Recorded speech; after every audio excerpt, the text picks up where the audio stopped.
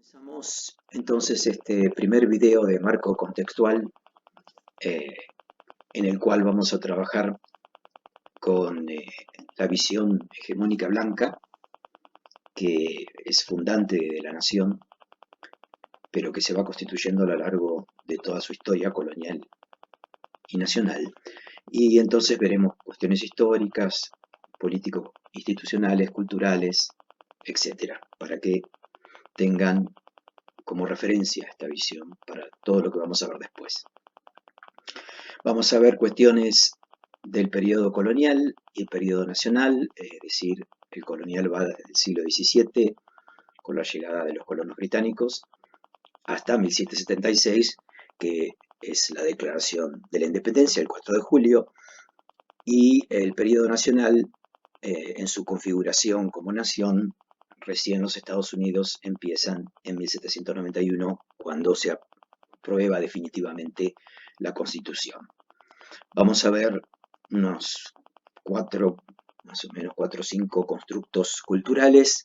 propios de esta visión blanca, anglo, WASP, después voy a aclarar algunos términos, y vamos a luego trabajar con literatura, la configuración y la historia del campo literario y cuestiones como el canon blanco, un concepto que luego les explicaré de mainstream, lo que ocurre con el surgimiento de las literaturas de minorías a partir de la década del 60, más o menos, con entonces una visión multiculturalista, y los géneros masivos aparte, que ya les comento y les llamará la atención. Para la academia estadounidense, los géneros masivos no son literatura. Y empezamos por una cuestión, digamos, que tiene que ver con la obviedad ideológica, es decir, un axioma geopolítico, vamos a ver más de uno, y lo que quiero plantear con esto es, si ustedes tienen en cuenta el planeta Tierra, es un esferoide que se encuentra flotando en el espacio, donde no hay ni arriba ni abajo, ni derecha izquierda, ni norte-sur, este-oeste. Pero nosotros estamos acostumbrados a ver el mundo de esta manera, decir que se hace la ecuación entre norte y arriba y sur y abajo, y de hecho, si uno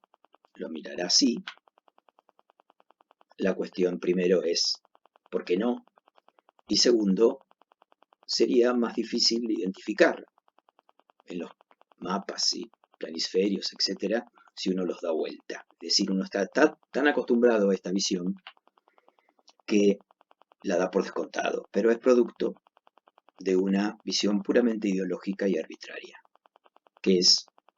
la hegemonía del norte, digamos. Cuando se plantea el traspaso de lo que es el esferoide de la Tierra a un plano, se produce entonces un planisferio, es decir, una esfera plana, un aplanamiento de la esfera, que requiere, digamos, cálculos matemáticos complejos, y este mapa que produjo Gerardo Mercator, español, en 1569 para la corona española, en función de que la usaran los navegantes a través del mundo. Para que vean mejor lo que quiero comparar, vamos a una proyección completa, porque bueno, Mercator, obviamente en esa época no se conocía el Polo Sur, ni la Antártida, ni las partes sur de los océanos Pacífico y Atlántico, de modo que no podía aparecer eso, pero quiero mostrarles completo para que vean entonces que según esta proyección, África tiene prácticamente la misma superficie o es más chico que Groenlandia. América del Norte es más grande que América del Sur. Europa tiene aproximadamente, digamos, una superficie similar a América del Sur. Pero ahora vamos a una proyección muy posterior, que es la que realizó un escocés, astrónomo amateur, pero no menos riguroso, y que fue promovida por el historiador Arnold Peters en el siglo XX, las proporciones entre los continentes es muy diferente. Fíjense que África es muchísimo más grande, es literalmente 14 veces más grande que Groenlandia, cuando acá era casi igual o mayor Groenlandia. América del Sur es más grande que América del Norte, o quizás más o menos lo mismo. Europa es más chica que América del Sur, de modo que se produce una transformación muy grande en estas relaciones. Y lo que da este cálculo, que es más realista con respecto a las proporciones en la esfera, es una visión muy diferente de mundo con respecto a la que solemos tener. Se ha planteado que justamente esta visión es colonialista y en lugares como las escuelas secundarias de Boston, en Estados Unidos, en el estado de Massachusetts, se está promoviendo el uso de este mapa para justamente descolonizar la geografía, la geopolítica. Acá tenemos las dos proyecciones superpuestas para que vean las diferencias. Y acá otra versión donde quizás se ve más claro cómo cambia la ubicación y las proporciones entre los continentes y subcontinentes. Lo que quiero que vean también es que en el de Mercator, este es el Ecuador, el mapa prácticamente está ocupado por el norte, el hemisferio norte. Acá también recuerden que el mapa de Mercator llega hasta aquí. En cambio, esto está más equilibrado, es decir, el sur tiene el tamaño equivalente al norte en cuanto a las dos hemisferas pasadas al plano. Vamos a pasar ahora a la cuestión de la colonización europea, ¿no? La globalización del sistema colonial, con España, Inglaterra y Francia como imperios y países con colonias más pequeñas como Portugal, Holanda, Italia, Grecia, etc. En que les voy a plantear algunas clasificaciones y algunas maneras de ver estos dos imperios. Puntualmente vamos a trabajar con el Imperio Español y el Imperio Británico, debido a que ambos ocuparon la zona de lo que después fue los Estados Unidos. Como modos de colonización, las colonias eran propiedad soberana del rey, de los respectivos reyes, pero en el modo español de colonización se verifica a través del poder de los virreyes y la territorialización mediante los virreinatos. En cambio, en el modo británico se realiza a través de empresas comerciales y religiosas, que, bueno, son permisos otorgados por el rey, que después les voy a comentar con más detalle. Lo que viene abajo es un planteo clasificatorio, digamos, de colonias a partir de la teoría postcolonial, en que se dividen entre colonias de ocupación y colonias de asentamiento. Las colonias de ocupación son aquellas en las que el número de colonos es muy pequeño con respecto a la población del país colonizado. Por supuesto, se mantiene por la fuerza. Los casos para el Imperio Británico más nítidos son el de Nigeria e India. Las colonias de asentamiento, en cambio, son aquellas en las que los colonos se asientan en las costas y van adentrándose con el tiempo en el territorio. Y ejemplos de estas colonias de asentamiento para el Imperio Británico, Canadá, Australia, Estados Unidos, y para el Imperio Español, lo que después entonces termina siendo Argentina. Y hay casos intermedios como Kenia, Irlanda, Sudáfrica, Mozambique, Argelia, que mezclan un poco estos sistemas. Acá tenemos información sobre el Imperio Español en su momento culminante, alrededor de la década de 1790, porque ya un poco más tarde empieza a perder territorios, que ocupaba entonces, bueno, ahí tienen superficies, porcentajes, información, la bandera, que es bastante desconocida, el lema, etcétera, eso mírenlo ustedes, comparado con entonces el Imperio Británico, en que su punto culminante fue el año 1921, y luego vino el proceso de colonización o descolonización.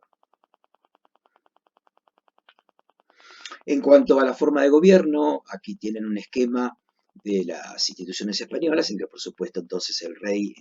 era el soberano, pero había todo un sistema complejo de instituciones entre Europa, entre España y América, que manejaban los asuntos judiciales, administrativos, políticos, etcétera, y que, bueno, están explicados ahí y también pueden detener el video y mirarlo con detalle. Y había un sistema de clases, digamos, que iba, por supuesto, en la punta de pirámide el rey, el virrey o los virreyes de cada virreinato, los peninsulares, que eran los españoles que estaban en América, pero habían nacido en España, los criollos españoles, pero de origen, pero nacidos en América, los mestizos, los indígenas y los esclavos. Ese es el orden de descenso del poder, digamos. En cambio, en las colonias británicas, el sistema, como les dije, era por empresas, y entonces surge esta institución que es el Charter, que es una carta estatutaria o constitutiva de un territorio colonial otorgada por el rey, y que entonces en este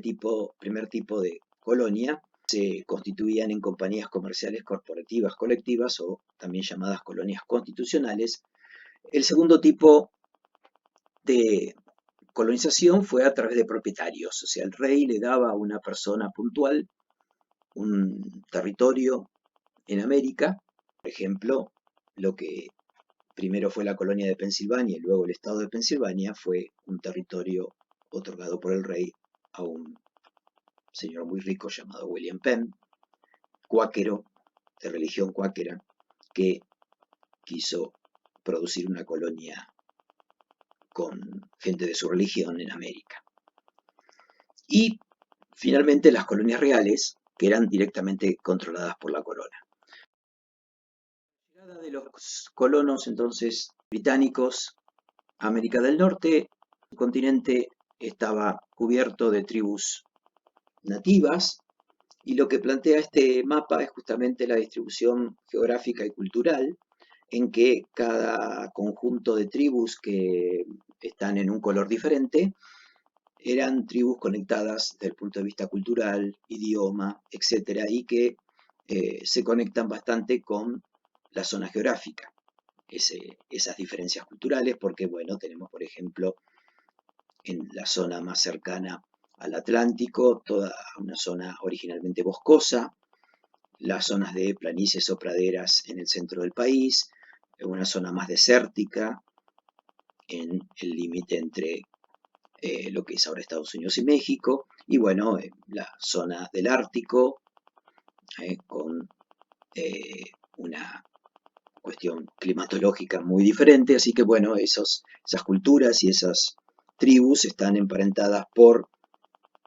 las zonas, cómo se va generando sus culturas a partir de las zonas donde viven y conectadas entre sí. El grado de progreso en cuanto a, por ejemplo, la agricultura era suficientemente adecuado como para considerar verdaderas culturas, el desarrollo del idioma, el desarrollo de las tradiciones religiosas y vida cotidiana, etcétera, era de un grado de evolución perfectamente aceptable. Sin embargo, la construcción europea que se hace de este sujeto colonizado es muy convenientemente comparada en términos de civilización europea y salvajismo de esta otredad que, por supuesto, está considerada como inferior. Es decir, esta idea del salvaje desnudo y emplumado, ¿no? La vestimenta era ya un grado de civilización tan importante en Europa que ver que la gente podía andar semidesnuda era un significado de primitivismo en la evolución, El punto es que esta construcción del salvaje, esta construcción del nativo como irracional, como violento, fue, por supuesto, muy conveniente para poder desplazarlos y para atacarlos, y lo que hubo constantemente fue una ruptura de los compromisos y tratados que iban haciendo tanto en la época colonial como en la época nacional, y tácticas de guerra total, es decir, que no solamente luchaban contra los indios a caballo, es decir, la defensa de los indios atacados, sino también de los civiles, es decir, las mujeres, los chicos, los ancianos.